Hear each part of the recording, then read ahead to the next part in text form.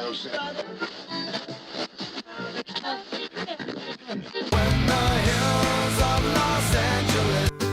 Angeles, I'm and most Hollywood nights.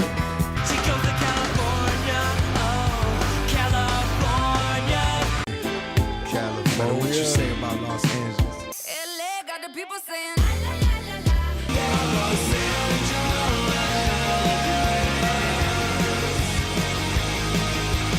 You're listening to Corner of the Galaxy on cornerofthegalaxy.com.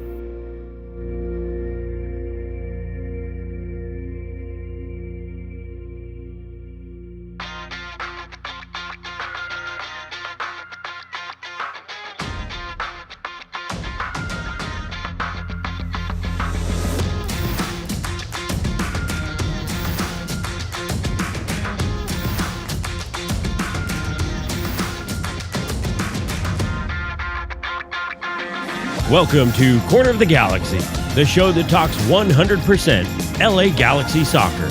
We're glad you could join us. Now it's time to sit back and relax as your hosts navigate through the twisting, turning, but never boring world of the five-time MLS Cup champion, LA Galaxy.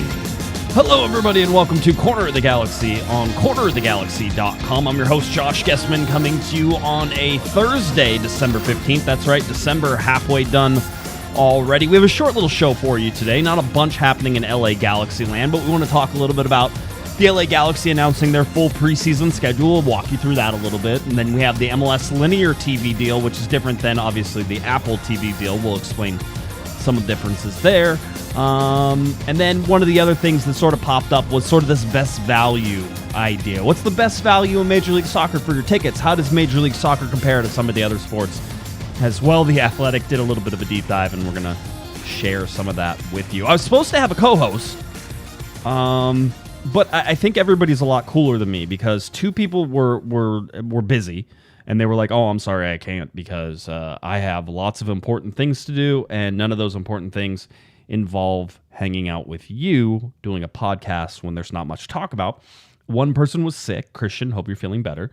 And so we're sort of left with me again, which, I understand that we're getting a little monotonous here. I did talk to Kevin. He said he's actually can't wait to get back. He said before the last semifinal game, he says, I think we should just give everybody all trophies at this point and let me come home.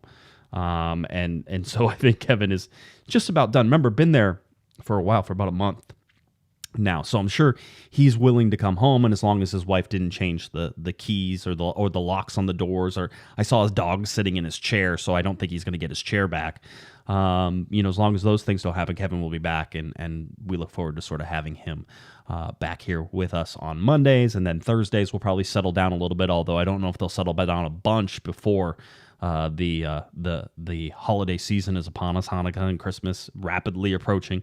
So all those things. I have family. My oldest will be in town as well. So there's going to be some stuff. We'll see how non-hiccupy we get through the next week or so until we get into Christmas and the New Year's, and there's no shows in between there. But I understand you're getting tired of me. I'm getting tired of me, and I look forward to having co-hosts again to do it. But there is a rule on the show, and that is there's only one person who's made every single podcast ever, and that's me, because I'm the one who records it. So you're stuck with me for just a little bit longer. Let's get to the LA Galaxy and their preseason schedule. I think that's the thing that most people are here to talk about, or not really. You already knew about it if you're watching this show. It was announced today by the LA Galaxy. They sort of gave the complete preseason schedule. Now, this included 3 Dignity Health Sports Park games. One of them is a closed-door scrimmage, which is normal. I would imagine there's at least one other closed-door scrimmage that will get played in here. They usually add 1 or 2 without us sort of knowing, and sometimes it's like a split squads thing, that type of thing. But what we know is the LA Galaxy reporting to Dignity Health Sports Park in just 23 days. January 7th, that's when everybody reports for physicals and everything else. That's when they're going to get there. It's when they're getting to the stadium. That's when they'll put all their stuff back in their lockers and get ready for the season as it goes. And the LA Galaxy looking to add pieces. We talked about Kevin Cabral leaving last week, and that means now 23 players on the roster. 7 players to add in 1 designated player spot, which they probably will not fill in the summer because they have a transfer ban, anything requiring an ITC. is banned for them in the summer. So it is, and I saw this floating around as news today, and no offense, but it's absolutely not news. The LA Galaxy are going to fill that designated player spot this winter, because otherwise they would just hold it. And what would they do with it? I guess there is one option, which is that they could not fill it in the summertime. They could offer it to somebody like Ricky Puig. But if you're going to do that, why not offer it to Ricky right now and have him sign a new contract and do some things like that if you wanted to do it? I don't think that's going to happen. The LA Galaxy are going to fill that other designated player spot before this season starts, or at least before the primary transfer window closes. That usually drifts almost into May. As we were talking about with Chris Klein's suspension, it's through the primary transfer window. So that's usually in May is whenever that closes down. So the Galaxy have until then to find their designated player. I would imagine they're going to do that sooner rather than later, but I wouldn't be surprised if it's closer to the beginning of the season. The only thing that I would say is that they are certainly trying to sell out a Rose Bowl stadium. And I'm sure a big name designated player would do a lot in helping them do that. And I don't think that they're oblivious to that. I don't think Greg Vanney is oblivious to that. I don't think that the whole organization is oblivious to that fact. So again, it is absolutely not shocking news to say that the LA Galaxy are going to try to target and fill that designated player slot. All right. So back to that schedule. We look at this Galaxy report on Saturday, January 7th, and then 20 days later, they're going to have their first closed-door scrimmage. Like I said, I would imagine there's at least one or two other ones that sort of get squeezed in there. That first closed-door scrimmage on January 27th, which happens to be my sister's birthday, is at 11 a.m., and it is against Charlotte. Sometimes we find out information from those. Sometimes we don't find out information from those. Sometimes one team says, oh, we're absolutely not going to provide you information, and then the other team is like, we're absolutely going to live tweet and stream the whole game. As of right now, in the press release that I was given, I don't anticipate that any of these games will be streamed or available. Okay. Now, I also would imagine that in the grand scheme of things, Apple is looking to do a couple dress rehearsals for their first big game, which is the LA Galaxy and LAFC El Trafico to open the season at the Rose Bowl, right? And so, because of that, I would imagine that at some point something happens to get some of these games, whether it's from the Empire Polo Club or whether it's that last game against, Toronto, which we'll talk about here in a second. That's late in February. Get something on a streaming so that way Apple can sort of test out this streaming, because the last thing you want to do is test that out whenever you're going for the largest game. All right, so that's sort of where I see that. So just yes, currently right now it doesn't seem like there's any plan to stream any of this, but the ones at Dignity Health Sports Park do have the infrastructure in place to be able to do that. And so those are the ones that you're possibly. So they added that closed door scrimmage at Dignity Health Sports Park. They might not even play that in the stadium. That might get played somewhere else. So that's something to do, something to pay attention to. And then they will play at Dignity Health Sports Park at a game that everyone is invited to on Saturday, February 4th. It's a 7 p.m. Pacific time kickoff against New York City FC. They will then head out to the Coachella Valley Invitational, which will start for them on Wednesday, February 8th, where they'll play St. Louis City SC. So that'll come up at 11 a.m. By the way, there was already like a St. Louis fan in my mentions on Twitter being like, the city's going to crush you. And I'm like, welcome to MLS. Nobody pays attention to the preseason games. They mean nothing. St. Louis City, that game out there at the CVI. Then you have Sunday, February 12th against the Portland Timbers. We knew about that one at 10:30 a.m. That one is a CVI tournament there. They also have New York Red Bulls, the Empire Polo Club, Wednesday, February 15th. We know about those ones. And then they added this game, this Saturday, February 18th, 7:30 p.m.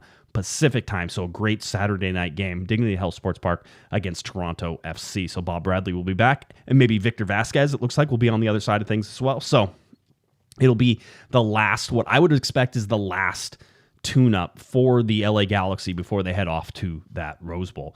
Rose Bowl game now just 72 days away. That game comes on 2/25. So if you figure that 7/18 game is 7 days, right in that 7 or 8 day range of break time for the LA Galaxy. So it makes a lot of sense that that's how they're doing it, right? Get it set so that way it's game schedule, which is we're going to play a week before, and then we're going to play at the Rose Bowl against LAFC in the first game that counts on El Trafico, and that one is on Apple TV, and it's a huge big deal and all this other stuff, right? Chris gave us $2 super chat, says, when will Ronaldo be announced? Yeah, I mean, listen, there's nothing credible to say that's going to happen. But I'll say the other thing, that him going to Saudi Arabia hasn't officially been announced yet, so there's still time, right? There's still time there. So I'm excited to sort of see how they fill this and what they do. It is very obvious, I think, to me and to everybody in this chat room, that you will be able, that the Galaxy should be targeting that winger position, right? And so if they target that winger position, you'd expect a big name DP, somebody who is goal dangerous, who can score goals, set up goals, do all the things that maybe a Christian Pavone could do, right? I don't think they're revisiting that after the sanctions and everything, although wouldn't that be just poetic? And the whole reason the Galaxy are under sanctions right now is because they're bringing Christian Pavone back. Maybe that's a precursor. Maybe we haven't seen through the weeds on that one, right?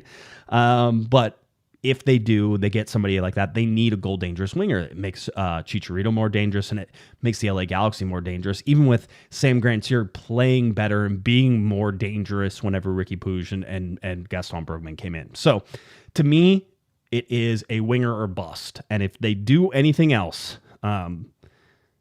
it seems like maybe they're trying to shoehorn something in, right? Not horrible in terms of what they're trying to do, but it certainly seems like they're trying to shoehorn some of the things in. Then where do you play Douglas Costa? Douglas Costa is another DP, right? Where are you going to put him? That type of thing. I know people are. I saw that Eden Hazard is possibly looking at a move, maybe to Major League Soccer, but they were also talking about that being a summer move, which would be difficult for the Galaxy to do, being they won't be able to ITC anything. Neymar, I don't believe, is on the list, although definitely should be, right? Why not? So that's where you sit with this schedule. The schedule sort of lends itself to the timing of all of these things that are sort of coming up. One, the TV deal, one, the Rose Bowl game, right? And then how do you sell tickets to the Rose Bowl game? You get a big name in there that complements your other two big names, Chicharito and Douglas Costa. We'll see if that ends up happening. I am still very much... I'm conflicted to see how they round out this roster. Costa doesn't really fit in what he's doing, and especially if you're going to get a winger, you could put a winger in place of Grandsir, which is fine, but you're also realizing that Grandsir is going to play a lot because he's going to have to cover for Costa, right? So there's ways to sort of shuffle and move stuff around, but I wouldn't see getting another forward. That doesn't seem likely. Unless it's Cristiano Ronaldo. So, and we talked about this before, if Ronaldo comes, you blow it up and you say, it is what it is. You're getting Cristiano Ronaldo.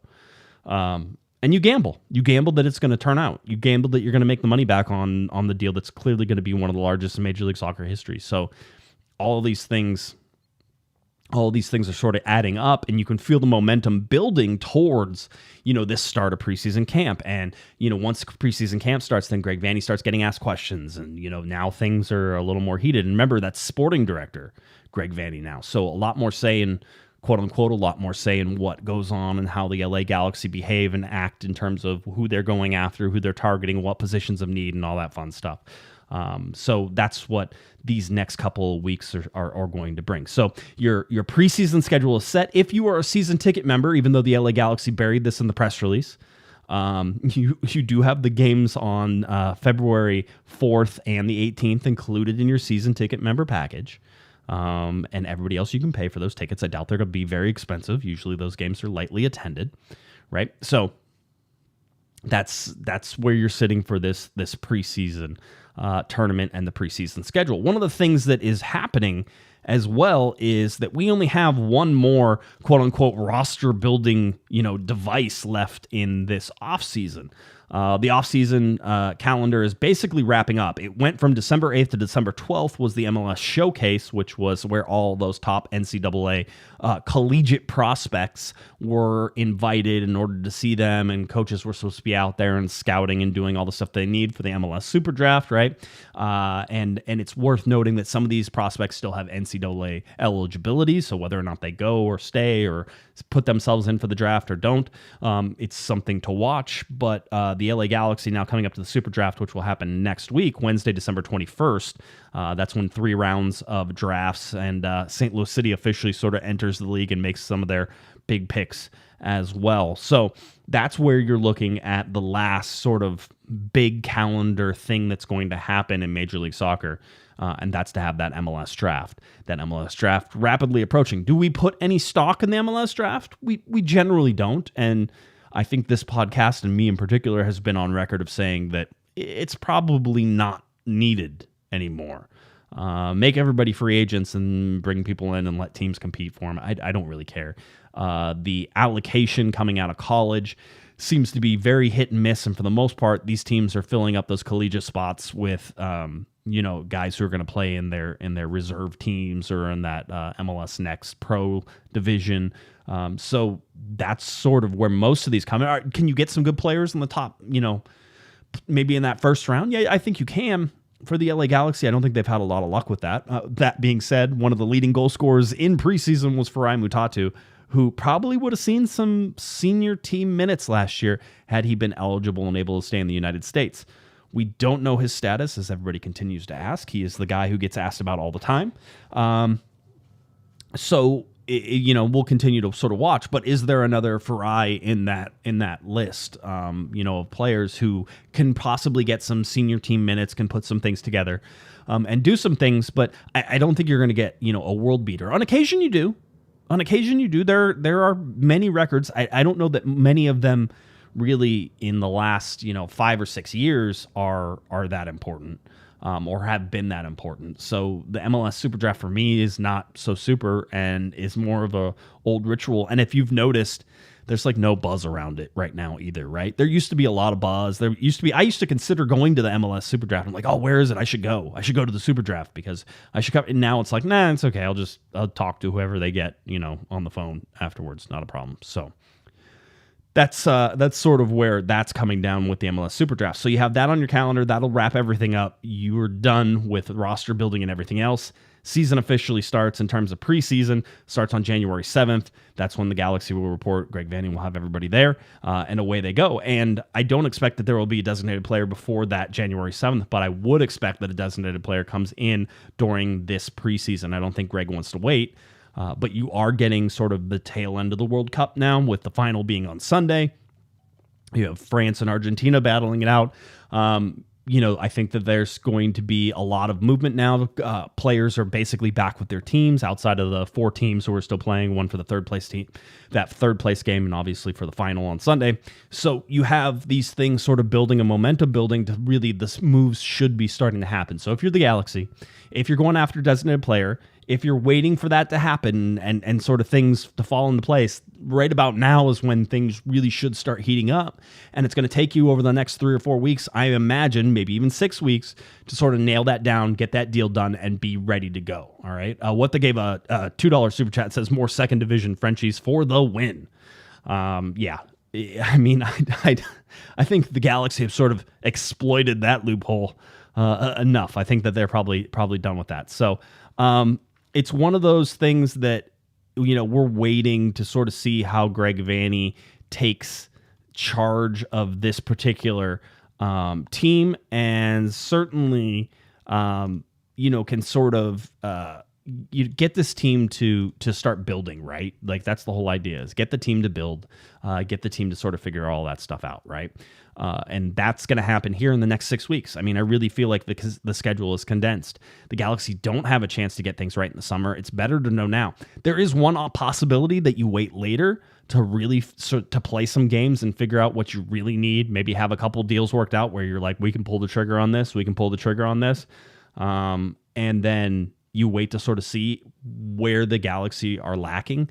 I would imagine you're going to find that they're going to be lacking on that winger spot. I think the Galaxy still have to look at bringing in another center back. The Aaron Long situation hasn't been remedied or fixed yet. Maybe the Galaxy can land Aaron Long and bring him in as a CB. If that happens, look for the focus switch immediately to the designated player, right?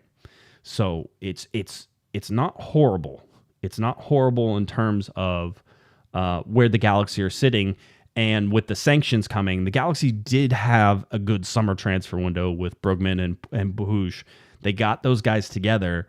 They have basically the building blocks and the core that they knew they were going to have, so they still have that. So now it's just about adding the little sprinkles here and the little sprinkles there to get it, and then adding, I think, 2 big pieces, right? The center back and the and the designated player. And where does that designated player fall again? So it's not horrible, again, but the Galaxy won't get a chance to rectify any of that in the summer like they did this last year. And for everybody saying that that doesn't matter, just look at last year. It absolutely matters. And here's I can already tell what Galaxy fans are going to be doing in the summertime, which is, I can't believe we can't sign somebody. We need this right now, and we can't get it. That's where it's going to hurt, right? So the team is going to have to. There's going to be no injection of life. There's going to be no injection of talent, of that sort of game-changing ability. Like Ricky Puig comes in and saves the season. Gaston Brugman comes in and saves the season, right? There's not going to be any of that this summer. So all of that has to come right now, and if you don't get it right, there's no way to fix it.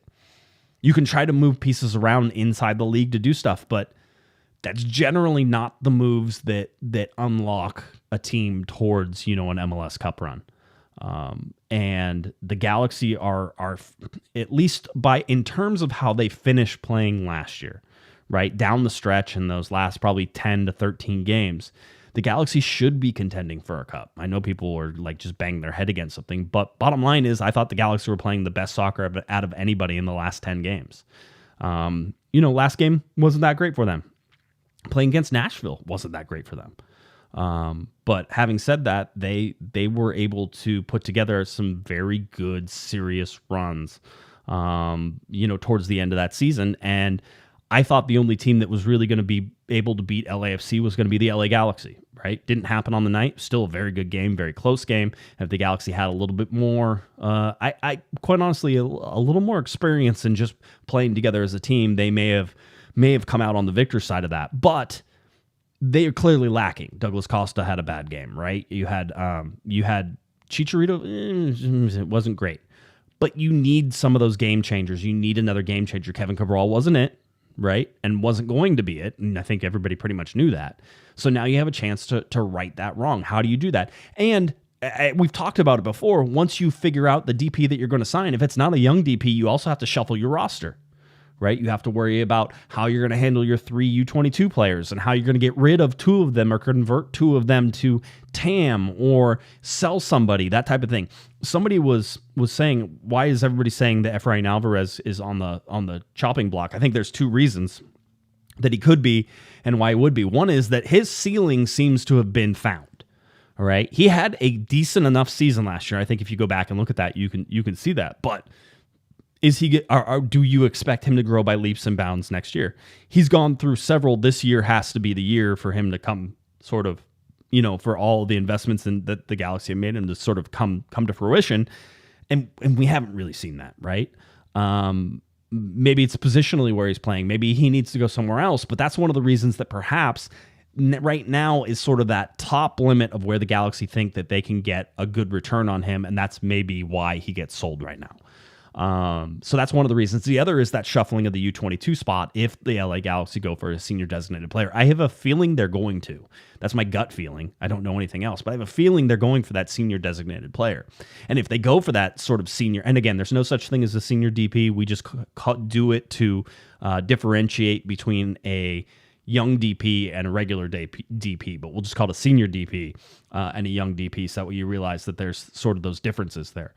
And I feel like the Galaxy are going to go with a senior DP, which means they're going to have to shuffle things. Now, could they move Joveljic to TAM? Possibly. And could they move, Julian Araujo to TAM? Possibly. Right. So you can, and you can still keep one U22. So one of the 3 gets to say U22 player, but you have to do something with the other 2, whether you move, you trade, you transfer, however you want to do that. That's how you're going to have to shuffle that U22. So that's going to be the other strategy thing to see. If you see Efrain Alvarez move here in this offseason as things start to heat up a little bit, if you see Julian Araujo move, right, which is also a possibility. If you see Dejan Joveljic move, right, that could be an indication that the LA Galaxy are going after a senior designated player.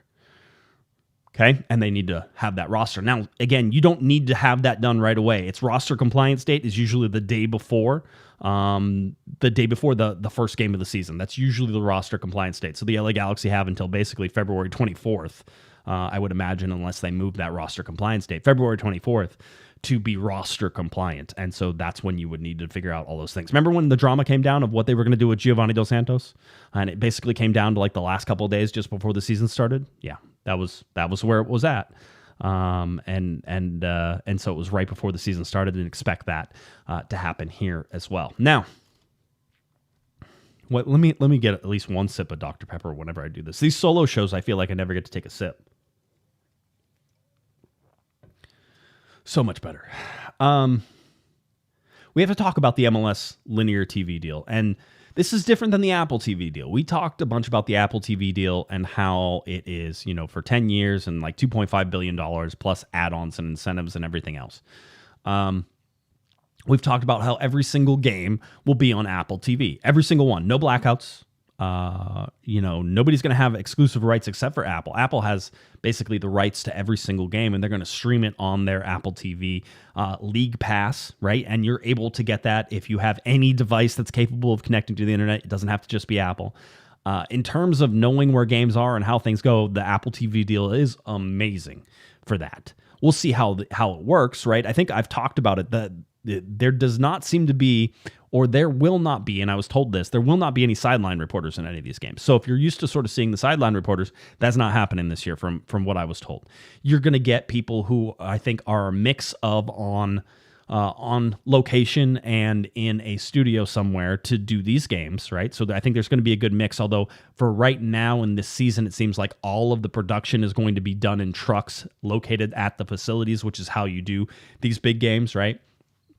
So those trucks will go around and broadcast each game to do that and broadcast everything back to the satellite, and the satellite gets put into Apple and you give it to Apple, and Apple's the one who distributes that out, right? So for the most part, that's known technology on how that works. I wouldn't expect that there's going to be a whole bunch of issues. It's just a matter of making sure that the feeds go to the right place and that Apple TV is able to separate those feeds and put them into their right channels. And you're talking about Apple, who delivers more content than just about everybody else. The live content that they do with, like, I think they've done some MLB and some NFL stuff is smaller in scale. So I think this is their first sort of larger scale all at once, because you're going to have multiple games being played at once and everything else, right?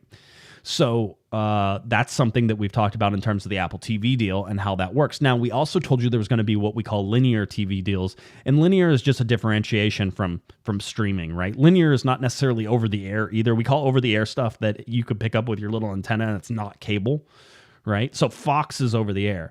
FS1 is cable. Fox Deportes is cable, right?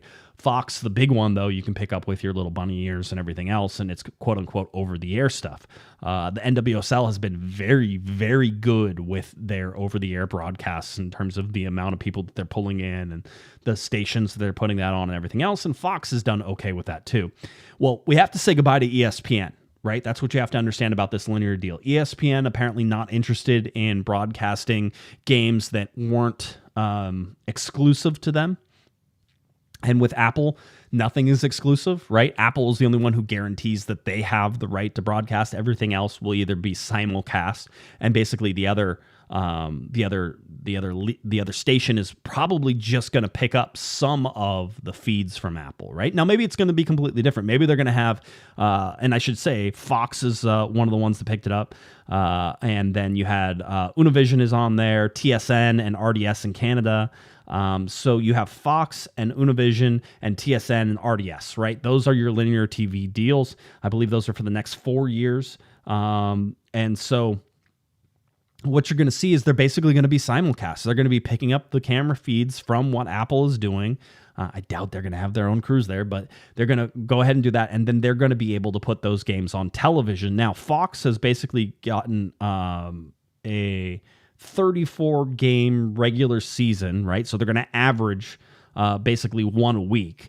And they're also going to do 8 postseason games for the next 4 years. That's what Fox is going to do. So you're going to be watching a lot of stuff on FS1, on Fox Deportes, right? So those ones. Univision, Unimas, and TUDN earn the rights to basically broadcast select matches of the Leagues Cup. Remember, Leagues Cup is also going to be on Apple TV, so you can find every single one. MLS and Liga MX and that joint venture that they have going on. So Univision, Unimas, and TUDN are the ones sort of taking precedent on that Liga MX for over-the-air or cable, right? So this is non-subscription stuff. If you don't have Apple TV, you'll still be able to watch one game a week on Fox. You'll still be able to watch some of the Leagues Cup from Univision and Unimas and TUDN, right? You'll be able to do that. And, I saw people arguing in comments too. They're saying, well, that's not nearly enough games in order to sort of try to continue to grow the audience. And you have to remember that Apple TV is also going to be putting on free games on Apple TV. So again, as long as you just have access to the internet, you should be able to get some of these Apple TV deals, games, because they're not going to be behind the paywall. There's going to be some that are just available to Apple TV customers who are already paying for it, but don't necessarily pay for League Pass. You're going to get some of those games. So that's a little bit of a wider audience there too. And then you're going to have your League Pass, which is all of the hardcore people who get the games and can go ahead and do it. All right. So that's the difference now with this linear TV deal, is that Fox will be involved. So I imagine you're going to see John Strong and Stu Holden on some of these. The interesting thing is with no more ESPN, and ESPN has been a partner, and Don Garber made a point of saying so. The ESPN has been a partner with Major League Soccer since the league started. And certainly you can look at some of the more iconic duos and games that were called over the year of Ian Dark and Taylor Twellman and John Champion that they've had over the years that you're not going to have anymore. Which, by the way, this to me, and I haven't talked to him about it, I would imagine TT is probably going to end up heading over to Apple. That's just a hunch.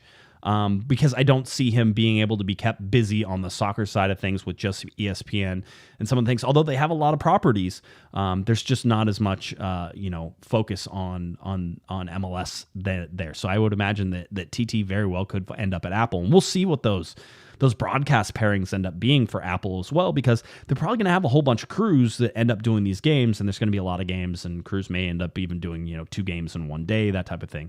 One of the things that Apple sort of was going to bring back as well is that games will be, I think, suited more for those Saturday night games, right? So if you're an LA Galaxy fan, we all know that the time you pack the stadium the most is on Saturday night, right? So I think you're going to see more of those Saturday night games, and we're waiting for that schedule to be released. You know what's going to happen? It's going to get released tomorrow on a Friday, guaranteed. So anyway, we're going in and seeing all of the different things that that Apple is sort of going to be able to put together for all of this, right? So there's going to be a lot of changes, but the bottom line is that you should, with League Pass, in fact, it's the whole idea of League Pass, you'll know where to go. There's no more, hey, where the Galaxy playing? They're on League Pass, right? They're on Apple TV. You're going to find it. It's there. And eventually with the different audio options and everything else, it should be, I'm hoping, a pretty cool thing. I would, if Apple TV is listening, just allow me, one, we heard they're going to do a whip around show. So that means you're going to be able to watch all these games at sort of the same time. It's like kind of like NFL Red Zone, where they go in and they pop into different games. So that's going to be great, especially for somebody trying to watch 14 freaking games every weekend, right? And then 2 is just give me multi-screen, please, Apple. Give me the 4 like ESPN has, where I'm able to put 4 games on at the same time and just like scroll over to them to get it. That is the best layout that anybody has had. And I want to be able to stream all those games because I like doing the 4 box and being able to watch 4 different games whenever it's, that time in the afternoon. So hopefully we'll see where everything lands on that. But you're over the air on Fox with 34 regular season games and 8 postseason games. You're going to get stuff on cable with FS1, Deportes, and then you get all of the Spanish language stuff as well that's going to be in there. And so there will be that fun mix of everything that you should be getting if you don't want to get League Pass. And if you don't get League Pass, I would imagine that your games are going to be limited. You're not going to see as much. I would think that, the League Pass, and if you're a season ticket member, you get it automatically included, but you're going to want a League Pass. I don't see any way around it. I don't know how easily available the pirated streams are going to be for you either. So I would still imagine that the investment in League Pass is sort of where it's at and where it's going to come down to. So that was one of the things that I sort of wanted to point out and sort of guide you through, right?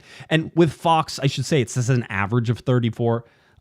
They may get a couple games extra, may get a couple games more. It may not be every week, but it's going to average sort of once a week, right? That type of thing. It seems like they're setting themselves up for a once a week broadcast on Fox. So maybe that'll be like Soccer Night in America. Didn't they do that for like Thursday nights? Didn't we have like a Thursday night window for a while, and it was like Soccer Night in America? They were trying to make it, Monday Night Football, only it was Thursday Night Soccer. I remember that distinctly as we go about. Let's talk about the final thing here, and then we'll sort of wrap up for this show again and get everybody on their way again. The short little show this particular time. And if you have any questions, super chat them in, and I will try to answer them. I probably will have a little bit of time to do that here without going too long. By the way, I should point out, somebody said, "Oh, I bet Fox is going to carry the LAFC." LA Galaxy game that first week, and I was like, I go, with Apple and this deal being so big, I doubt they're going to want to share that game. But maybe it's part of their agreement that they do. I wouldn't be surprised at all if that is a specific exclusive to Apple to sort of kick off the whole event. The other thing is going to be one more thing before we get on to the fan costs and some different things was, are we going to be able to see viewership numbers? Like, is Apple going to release viewership numbers for all this stuff? And will we be able to trust them? Because it's very much a walled off system there. And it's not like the Nielsen ratings or anything else where it's sort of, they're used to publishing this stuff. I wonder if Apple will publish. It's like Netflix never tells you how many people watch things, right? Is that how Apple's going to be? It's like, oh, we had a ton. We set records. Well, how many did you have? We're not telling. But it was records. It's like MLS whenever they talk about the number one selling jersey in Major League Soccer this year. Well, that's awesome. How many jerseys they said? We're not telling you. Just be interesting to see if we can gauge that whenever Apple comes in. Chris gave a $2 super chat. Do you believe the Galaxy will buy out Douglas Costa? I do not. I wouldn't count it out. I don't have a good grip on that yet, right? But I wouldn't count it out. I think there's definitely an option to do that. Then they would have 2 DPs to fill. It's not a very expensive buyout whenever you think about it. They could also transfer him. And there was like this stupid rumor that floated around for like 10 minutes on Twitter a couple days ago that Douglas Costa was going to go back to Brazil and play. And then I think they talked to the sporting director of that team. He's like, no, that's not happening. I wouldn't count it out. I wouldn't count out that he gets moved somehow, somewhere. Just because I think that they could. I think Greg Vanney would love to have another designated player spot. And I think that he has still, like, I believe Greg Vanney is proud of sort of the work that he did as a coach to get Douglas Costa to the level he did. Because if you remember at the beginning of the season, he was ugly. And now I think that he was a contributor down the way, but asking him to be a 34-game contributor, asking for him to be a 90-minute contributor is out of the question on both of those. And I think Greg Vanney wants more than that. So could they buy him out? Yes. Could they also trade him or move him? Yes. It's just, I don't necessarily, I think it's 50-50 right now. And that's like my best way of saying I could see it going either way. So yeah, like I said, it's not a super expensive buyout. If I remember, it's like $3.2 million, like for another year, right? I think that's about what it was. Which isn't like when you looked at Kevin Cabral and you said, oh, how much money we're going to spend? And then the Galaxy are like, oh, we'll send him to Colorado. And then by the life of the contract, we'll end up paying him $11.6 million. If you missed that breakdown on Monday, that was a fun one to do. I think it's good to sort of say that somebody made a comment on Reddit about the allocation money and how it goes. Every year, every team gets allocation money from the league. And I believe last year was like $2 million. So there's a chance that all the league does is says, okay, well, it was $2 million last year, so we're just giving you $1 million this year, and that's your $1 million fine, and it's already taken care of. It just, the way the league worded the future general allocation money, right? It could be that that's like whenever you get your payment of that, whenever you get your payment of that, that's when they're going to take it away. And that would be, quote unquote, the future general allocation money. Or it could be, as we sort of explained it before, which is they're just going to take it as it comes in from the Galaxy, which is like, hey, you made, $475,000 or $675,000 so far in general allocation money this year, and we're going to take it. And you still owe us $325,000, right? Like that type of thing. So we don't know how it's being administered. We don't know when they're taking it all. I mean, bottom line is the MLS could be like, well, we're just going to take $20,000, $20,000 or $200,000 every year for the next 5 years, and that's going to be your punishment for the $1 million. We don't know. it's something to ask Greg Vanney to see if he knows how they're administering that and how that affects the LA Galaxy. I'm going to try to get Greg on next week. We'll see if that ends up happening. Obviously, it's right around the holidays and everything else, and people traveling and MLS SuperDraft and all that fun stuff. So that's where you're at. Okay. Let's get to the fan cost index, just because I think this is interesting. So basically, there was data that was collected by I don't know if it was The Athletic or not. I can't remember if The Athletic collected the data or they used somebody else's data. Bottom line is they came up with a fan cost index, an FCI, by league. And Major League Soccer, out of the 5 major leagues, right, NFL, NHL, NBA, MLS, and MLB, went down, and they're the 4th most affordable whenever you look at it, right? So basically they said for a family of 4 to go and eat and get tickets and do all the stuff, then in the NFL, that's almost $600. In the NHL, it's $462, right? In the NBA, it's $445. In MLS, it's $300. And in Major League Soccer, it's $256.41. Or Major League Baseball. I said Major League Soccer. Major League Baseball, $256.41. So MLB is the cheapest. By the way, if you've ever gone to an MLB game, tell me how expensive it is compared to sort of MLS. But I guess MLS is getting more expensive. And then The Athletic went and looked at all of the teams and who the most expensive was, and how that works. LAFC, the most expensive, almost $400, so almost $100 per person. If you're going to take your family of 4 to go see a game there. Charlotte came in second at $377.94. You had Inter Miami at $350. Can you imagine paying $350 for 4 tickets at a temporary stadium in Fort Lauderdale instead of Miami?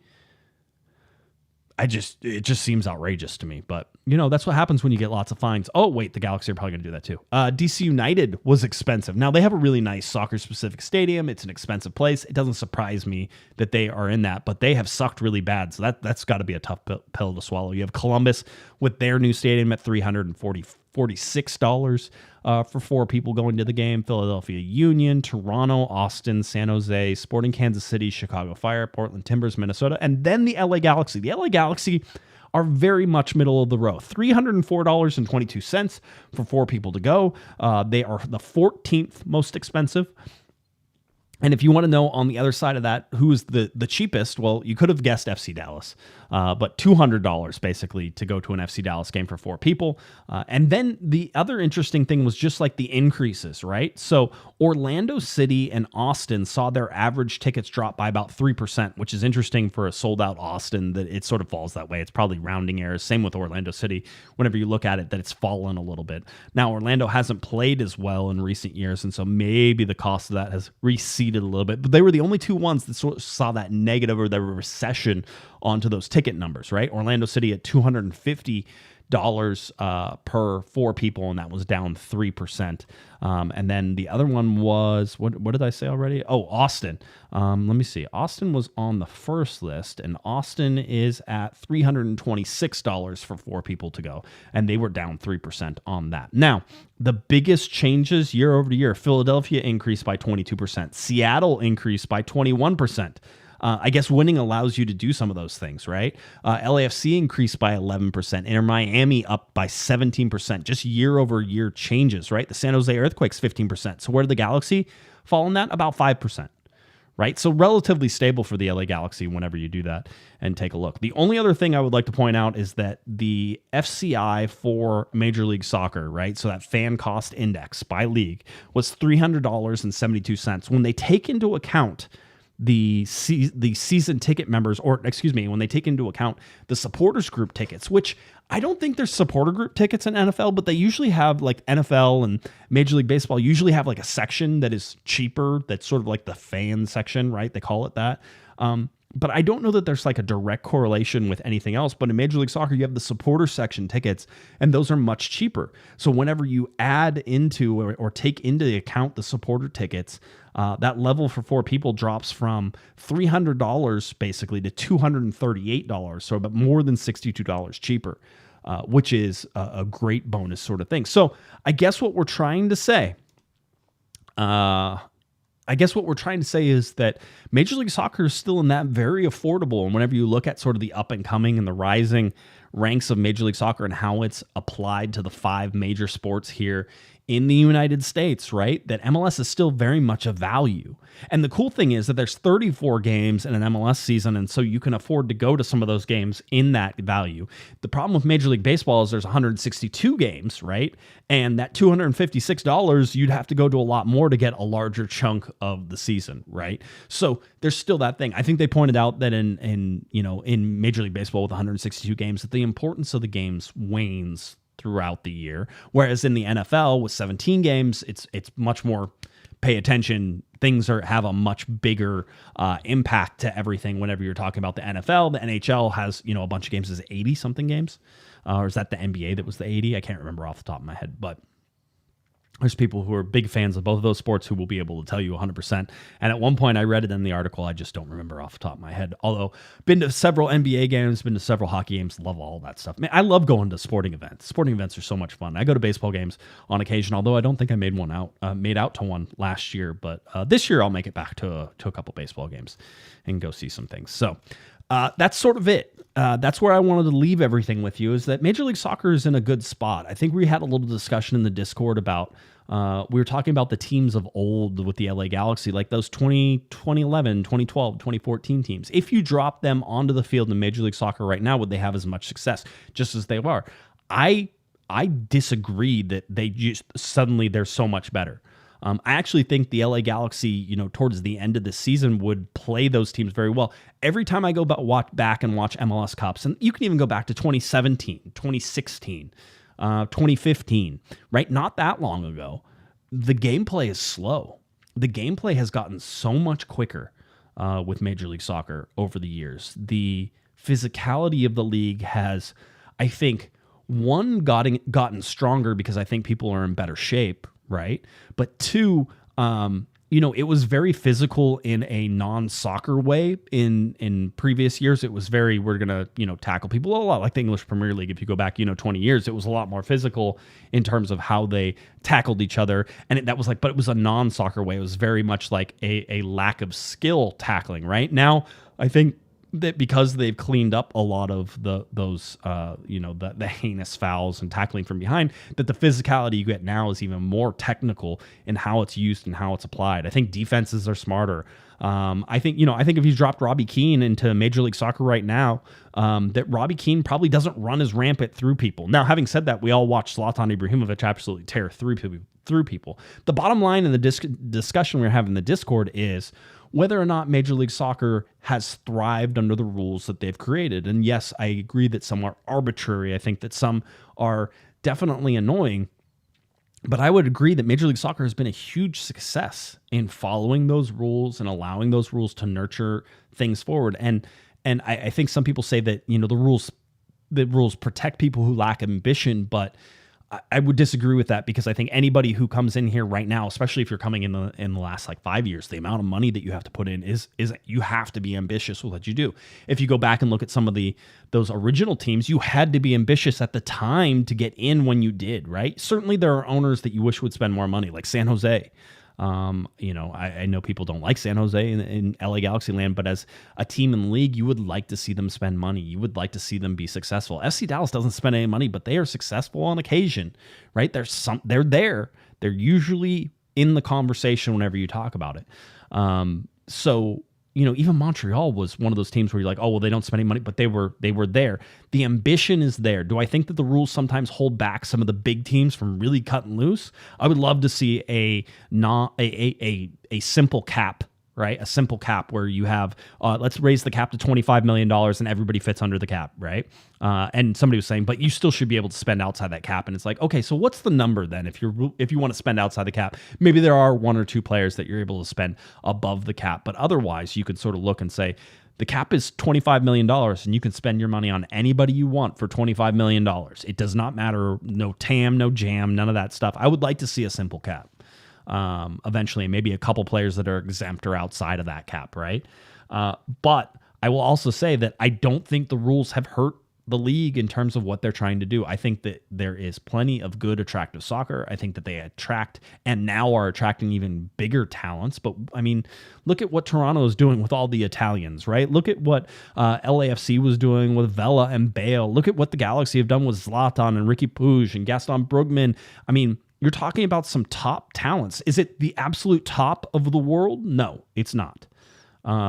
And that's because MLS is not a top 4 league in the entire world. It's getting there though. And as we've watched it slowly and steadily climbed, the league gets more and more respect every single day.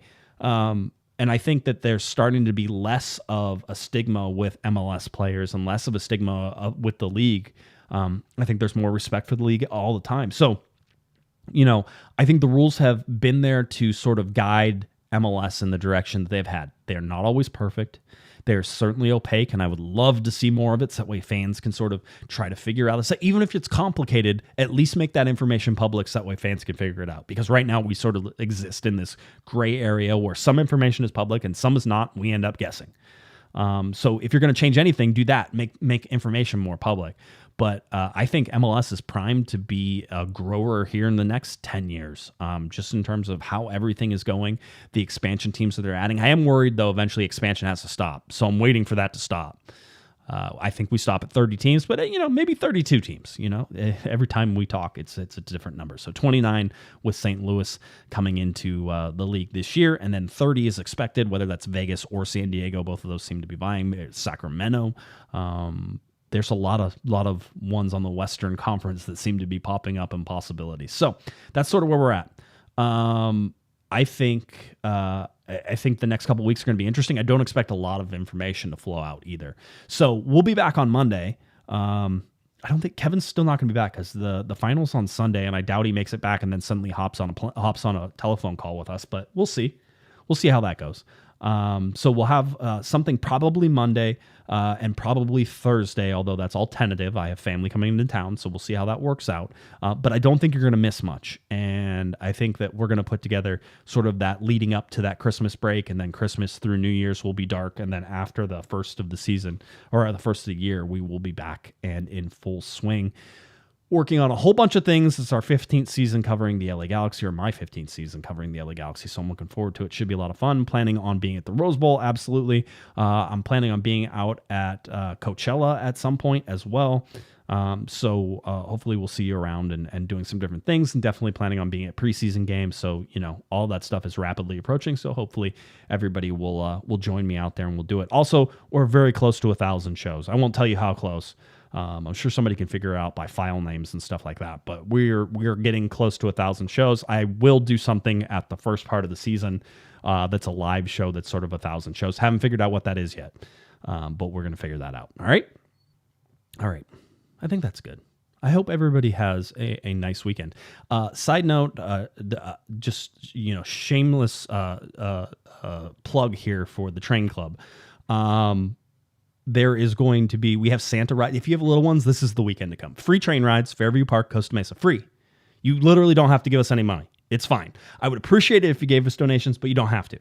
Free train rides. You get to take those train rides to the North Pole. Santa and Mrs. Claus will be there. You can take pictures using your phone. We're not going to have any things, but they will be there. I imagine through most of the days, on both days, I think the weather's going to hold out on us, but free train rides is the best part. And so the Grinch is going to be there. We have some Whoville stuff. There's a whole big production that is going on that starts this weekend. So if you want to come out, you can hit me up on DMs. I'll tell you when to come out. Look for me. I should be there most of the day on both of those days. As the VP of operations, it's sort of my job to make sure I'm there, but occasionally I take a lunch break, that type of thing. But we'd love to see you out there. Free train rides. Come on out. Hang out with us. All right. I think that's it. I'm trying to think if there's anything else. Nah, that's it. We're going to let you go. Everybody have a wonderful weekend. Enjoy it. And we'll come back here on Monday and see what else we have learned, especially when they drop the schedule like tomorrow or something. They're going to do that, aren't they? We'll see.